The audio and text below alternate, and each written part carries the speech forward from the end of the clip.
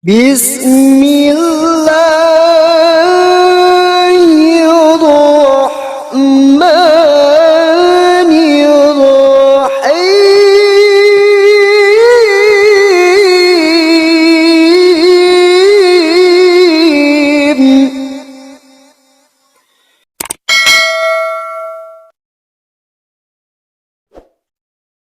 Bismillahirrahmanirrahim. Assalamualaikum warahmatullahi wabarakatuh. Kaum muslimin yang dirahmati Allah, semoga Allah senantiasa curahkan segala rahmat, segala nikmat yang berkepanjangan dan tiada akan berhujung dari dunia hingga akhirat kelak insyaallah.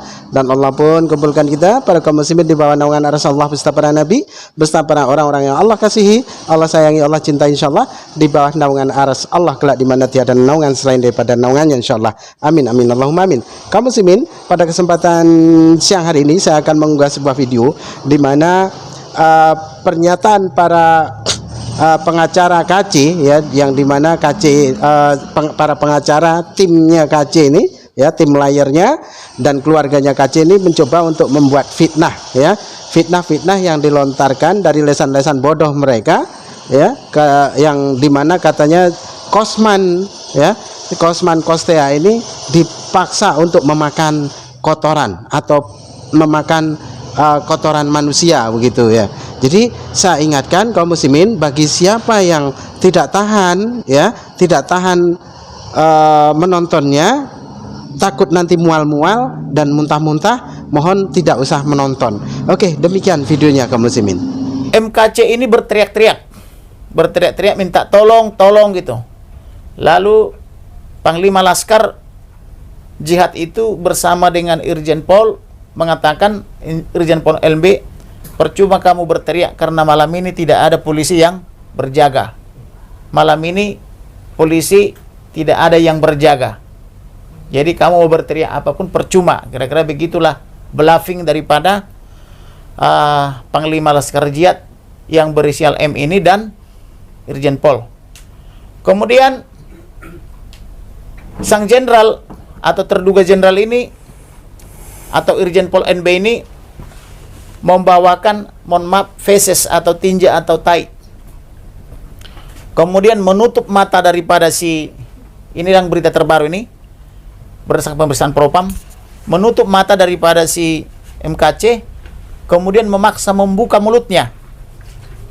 Lalu mohon maaf, sekali lagi 1000 kali mohon maaf, ini ada di dalam BAP Propam, lalu menyuapkan atau memaksa atau menjejali atau mencekoki feses, tinja atau tai ini ke mulut daripada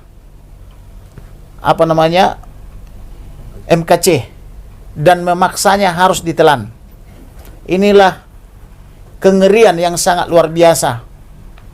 Saya tidak mengerti pendidikan dari mana diperoleh orang-orang ini untuk bisa sanggup dan tega melakukan itu, memaksa seorang hamba Tuhan untuk memakan itu feses atau tinja secara paksa.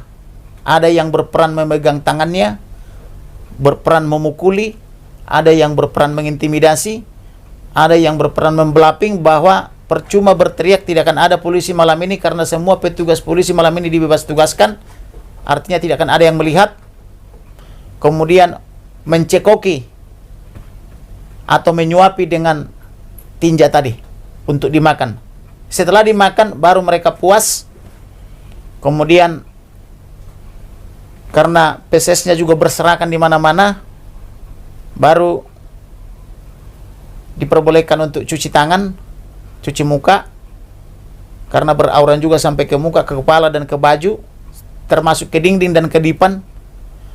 Dan itu mereka lakukan di atas dipan. Ada yang berdiri menginjak, ada yang memukul, ada yang menteriaki dan seterusnya. Kurang lebih begitulah yang dialami oleh MKC. Kemudian sang jenderal juga di ruang yang sama di sel 11 juga cuci tangan. Setelah itu terulang lagi terus penyiksaan itu. Jadi penyiksaan itu kurang lebih terjadi pada tanggal 26 Agustus 2021, sekira pukul 1 dan terus berulang-ulang hingga pukul 3. Nah, sudah puas mereka menyiksa. Pagi itu barulah ada tahanan yang lain yang baik, yang hatinya baik, mereka membantu membersihkan kotoran-kotoran atau feses itu, baik yang ada di dinding, yang ada di depan maupun yang ada di lantai. Ada juga sebagian yang baik dari antara tahanan itu memberikan parfum untuk memparfumi ruangan itu karena saking baunya yang dari feses yang beredar itu. Habis itu MKC sudah kelelahan, kesakitan dan sebagainya, tertidur hingga sore hari. Tidak ada petugas yang membangunkan hingga sore hari.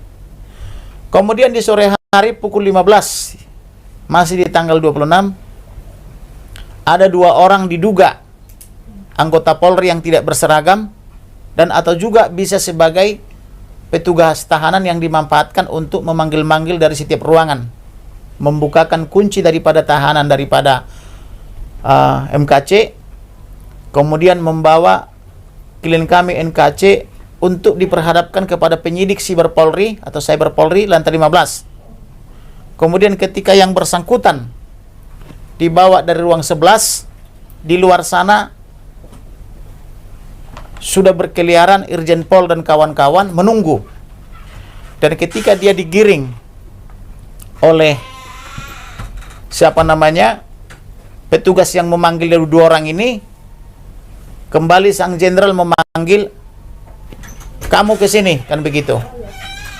Karena dipanggil, MKC bergegas terus menuju ke depan mau keluar, tetapi dihalangi oleh 2 orang yang memanggil ini. Artinya ada peran daripada yang mengeluarkan dia dari sel yang diduga sebagai anggota Polri yang tidak berseragam atau petugas yang disuruh oleh anggota Polri untuk menjemput dari selnya. Kemudian karena dihalangi dia lewat, kamu menghadap dulu ke sang jenderal. Maka ketika itu sang jenderal mengintimidasi, jangan banyak mulut, jangan melapor polisi, atau kamu saya habisi, anak istrimu dan pengacaramu. Artinya ada ancaman kepada 3 pihak.